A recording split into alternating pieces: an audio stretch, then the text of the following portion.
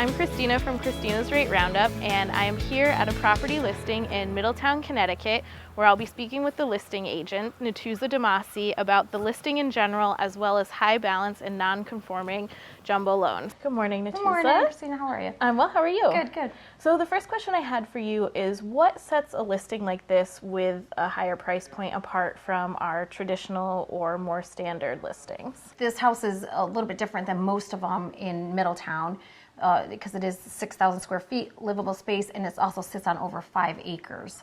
And it is a horse property. So this house in particular, or even a house that isn't a jumbo house, it really the demographics have changed. In a house like this, you really are going to get the people that are going to probably put down 20% or more down on the mortgage because they could afford it. So the clientele is definitely a lot different.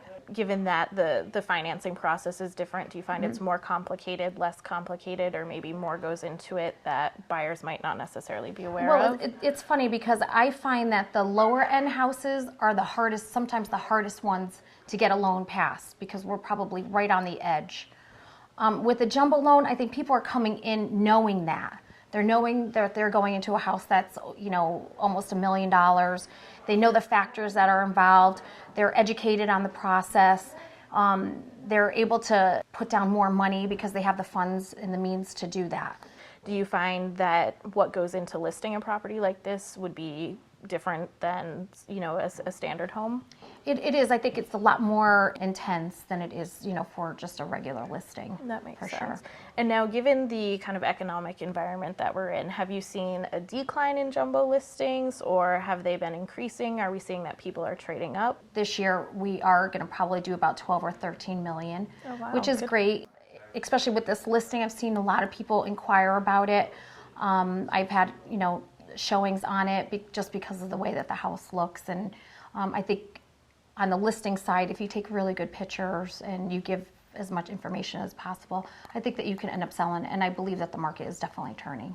So for buyers who, or owners who have a home like this and, are thinking about maybe listing it, what would you counsel them as the things to maybe prepare the home, or what type of time frame could they expect from the point when they list it to when it closes? It's really hard. People always ask me about time frame and houses and how they're going to sell.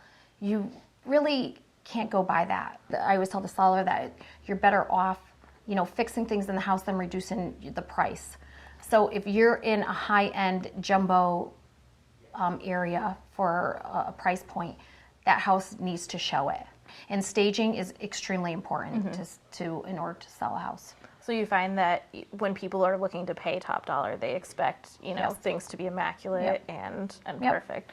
I mean, I would, if I was looking into a house like this, I would want it to be just about perfect.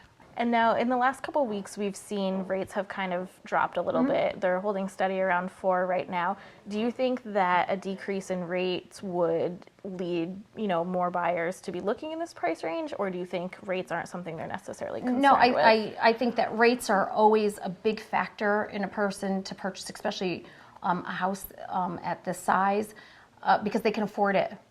Maybe a year ago, they were only able to afford maybe a $500,000 or $600,000 house.